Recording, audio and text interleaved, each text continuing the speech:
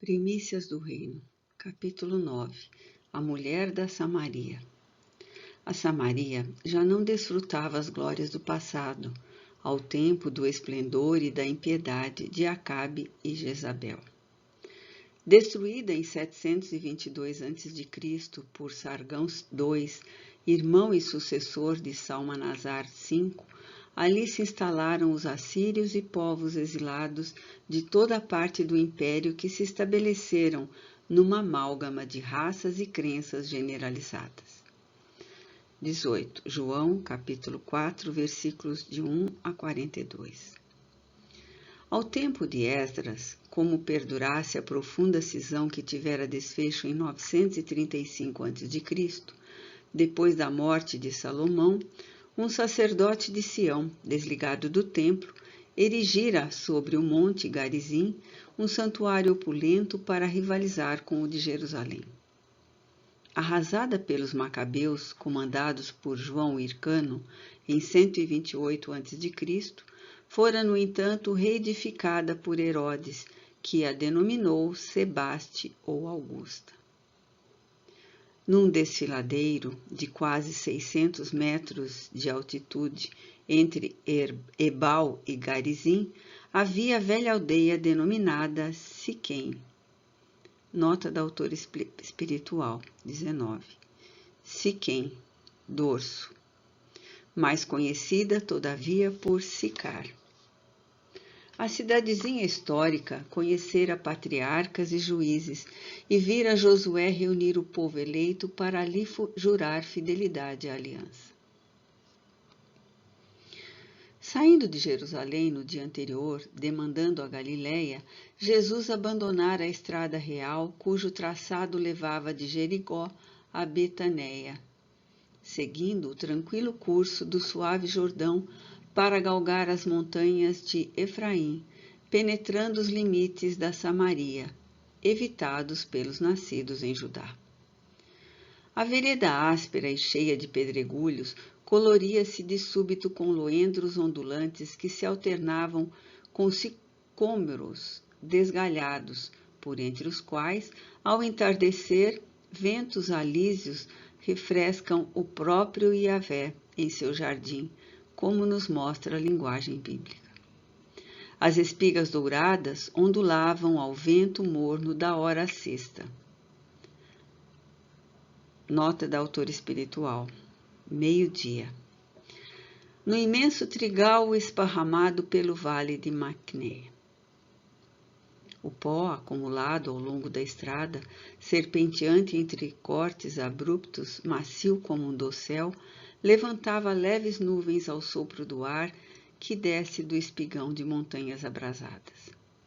Do cima dos montes, via-se o mar de longe, àquela hora por entre colinas esguias. O solo, anfractuoso, coleia e se contorce entre as montanhas até aplainar-se no vale viridente. Nuvens brancas e esgarçadas deslizavam pela amplidão do céu azul. A jornada do mestre e seus discípulos fora longa, cerca de 50 quilômetros. A garganta ressequida, o corpo cansado e coberto de pó, pedem linfa cristalina e refrescante. Ao chegarem às cercanias da cidade, o rabi assentou-se junto ao tradicional poço de Jacó, nos terrenos que pertenceram a esse venerando ancião e foram legados ao seu filho José, onde ficara sepultado. Os discípulos subiram à cidade para a aquisição de víveres e frutas, enquanto Jesus aquietou-se em profundo cismar perdido na paisagem colorida. Cântaro ao ombro, mergulhada em íntimas inquietações, uma mulher desce ao poço sob o sol requeimante e a pino. Surpreende-se com o estranho olhar que lhe dirige o forasteiro judeu que ali parece aguardá-la. Atira, porém, o vaso sobre a água e recolhe o precioso líquido na bilha que repousa sobre o paiol. Sente-se intranquila, como se algo estivesse para suceder-lhe. Emoções desconhecidas tumultuam-lhe o espírito. Quando se dispõe a tomar o vasilhame e retornar ao lar, ouve: dá-me de beber. Volta-se surpresa, dominada por estranhos e profundos ressentimentos. Como ousa aquele estrangeiro dirigir-lhe a palavra atentando contra os costumes vigentes? Interroga mentalmente. Que homem é este que se atreve a dirigir a palavra a uma mulher, sabendo-se que ninguém ousava fazê-lo na rua, mesmo que fosse a esposa, filha ou irmã? Ignorará ele essa regra comezinha, parte integrante dos deveres sociais? E Solerte retruca com proposital ironia na voz, com que extravasa a própria amargura. Como, sendo tu judeu, me pedes de beber a mim, que sou mulher samaritana? No vale, Maio cantava através de 1000 cigarras no trigal.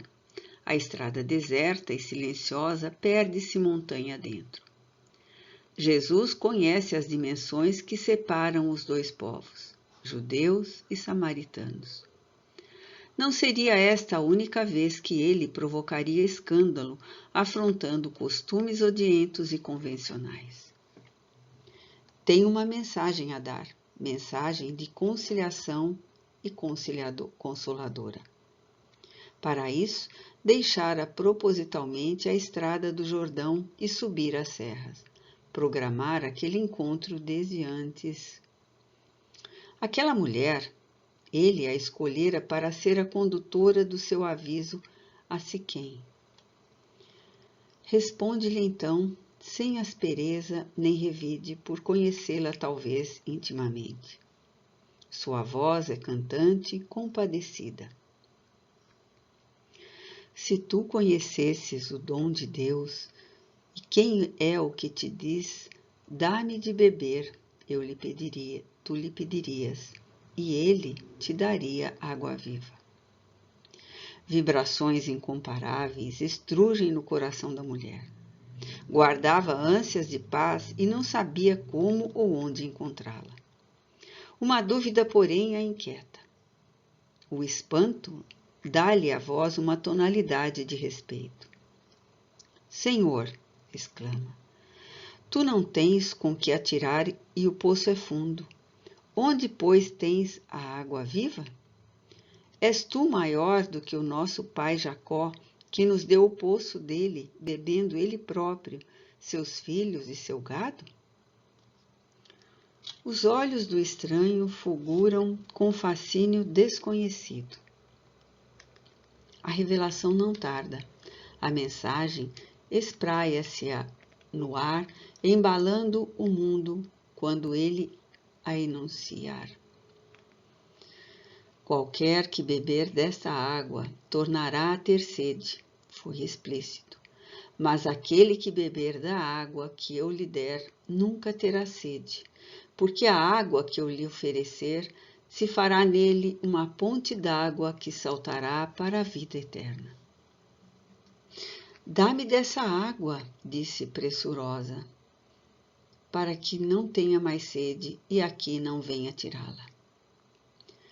Penetrara a mulher o sentido das palavras do rabi? Desejava libertar-se da exaustiva tarefa ou buscava mais clareza no ensino? Os meigos olhos dele incendeiam-se e se fixam nos olhos dela, penetrando-lhe o recôndito do espírito. Vai chamar o teu marido e vem cá, ordena-lhe com brandura e segurança. Ela se perturba. Era uma pecadora e ele o sabia. Conjectura. Esse era o seu tormento íntimo. Quando se sentia ferida, humilhada no seu amor, receosa, as lágrimas afloram e escorrem abundantes. A palavra empalidece, o vigor nos lábios e quase sem fôlego esclarece. Não tenho marido. A vergonha estampa no seu rosto moreno a própria dor. Disseste bem, não tenho marido, confirmou Jesus. Pois que 5 maridos tiveste, e o que agora tens não é teu marido. Isto disseste com verdade. Surpreendida, a samaritana não mais oculta a alegria, a felicidade. Grita quase: Senhor, vejo que és profeta. A mente está em desalinho. Quantas dúvidas a atormentaram a vida toda. Agora está diante de um profeta de Deus. Deve aproveitar cada instante, reabilitar-se, encontrar a paz por fim. Comovida, interroga com docilidade. Nossos pais adoraram neste monte, e vos dizeis que é em Jerusalém o lugar onde se deve adorar. Mulher, acredita-me, elucida o enviado divino, que a hora vem em que nem neste monte, nem em Jerusalém adorareis o Pai. Vós adorareis o que não sabeis. Nós adoramos o que sabemos, porque a salvação vem dos judeus. Mas a hora vem, e agora é, em que os verdadeiros adoradores adorarão o Pai em espírito e em verdade, porque o Pai procura tais que assim o adorem. A mulher, perplexa, enche-se de ventura. Tão indigna se considera, no entanto, fora chamada à verdade, ouvira o que nenhum ouvido jamais escutara antes. No vale, as espigas continuam a oscilar e os loendros cantam ao sopro do vento. O desconhecido olha em derredor e continua com música harmoniosa nas palavras. Deus é espírito e importa os que o adoram o adorem em espírito e em verdade. A humilde aguadeira terá compreendido a grandeza universal do ensino? Transfigurada pela revelação, deseja informar-se com segurança e indaga. Eu sei que o Messias, que se chama o Cristo, vem. Quando ele vier, nos anunciará tudo.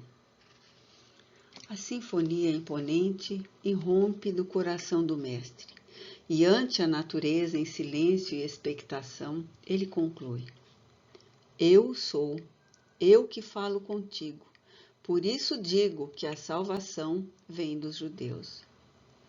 O suor escorre-lhe pelo rosto rubro e másculo. Já não há segredo. Despedaçam-se as comportas do mistério e a verdade esparze alegria e consolo.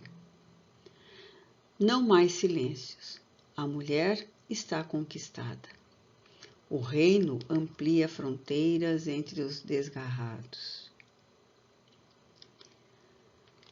Os discípulos retornam e maravilham-se de que estivesse falando com uma mulher, mas nada disseram. Tomando o cântaro, a samaritana demanda a cidade e aos gritos proclama: Vinde, vede um homem que me disse tudo quanto tenho feito. Porventura, não é este o Cristo? Indagações explodem espontâneas em todos, admirados ante a natural declaração da informante. Em grupos compactos, os moradores de Sicar descem à fonte onde o rabi se demora com os discípulos que instam para que se alimente. Sem se perturbar com a multidão que o fita aturdida, explica aos companheiros de modo a fazer-se ouvir por todos. Uma comida tenho para comer, que vós não conheceis. A minha comida é fazer a vontade daquele que me enviou e realizar a sua obra. Não dizeis vós que ainda há 4 meses até que venha a ceifa? Eis que eu vos digo, levantai os olhos e vede as terras que já estão brancas para a cega. O que ceifa recebe o galardão e ajunta fruto para a vida eterna, para que assim o que semeia como o que ceifa, ambos se regozijem. Porque nisto é verdadeiro ditado, que um é o que semeia e outro o que ceifa. Eu vos enviei a ceifar onde não trabalhastes. Outros trabalharam e vós entrastes no seu trabalho. A terra se vestia de escarlate e as nuvens ficavam tintas com o ouro do entardecer que se avizinhava. A mensagem é um brado de despertamento aos aprendizes inseguros e displicentes. Ele semeia, o futuro colherá. Ali está a gleba humana referta de corações para a semeação da era nova. Fazia-se necessário estender a todos os prelúdios da paz numa antevisão do reino. Aqueles eram pastores, agricultores, pescadores. Entendiam a linguagem, conheciam o tempo e as circunstâncias. Os louvores a Deus não mais se entoaram neste ou naquele recinto. Erigido num altar do coração, o agricultor exalta-o na várzea recamada de sementes germinadas. O artista na obra rica de contornos, os lábios no poema das estrelas, os rudes no trato com os deveres humílimos. A luz vem do alto e alarga-se na planície. Todos os ódios se apagam ante a mensagem nova. Rompem-se barreiras, aplanam-se abismos. Quebram-se os elos da escravidão e a dissídia não medra. Irrompe a paz nos corações. Onde o homem se levanta para a vida, o Pai é adorado. Deus já não pertence a um povo, a uma casta.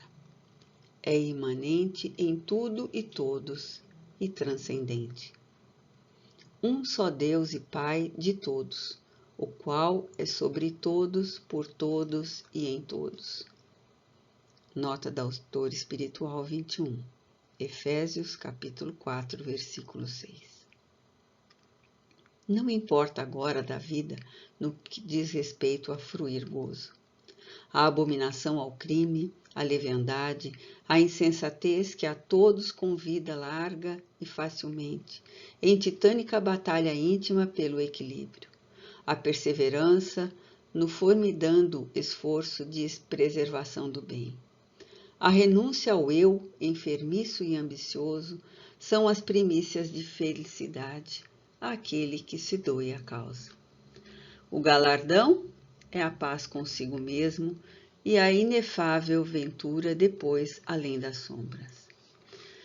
Por 2 dias ele ficou na Samaria a pregar, a curar, espalhando a certeza da vida além da vida. E todos diziam a Fotina: já não é pelo teu dito que nós cremos, porque nós mesmos o temos ouvido e sabemos que este é verdadeiramente o Cristo, o Salvador do mundo.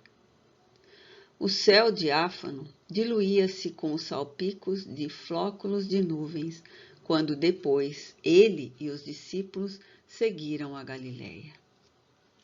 Pela afeição com que se ligou a Jesus, primitivos cristãos que se alentaram na sua coragem de proclamar as imperfeições, denominaram a samaritana, a iluminadora, que a tradição oral acatou e conservou até os nossos dias.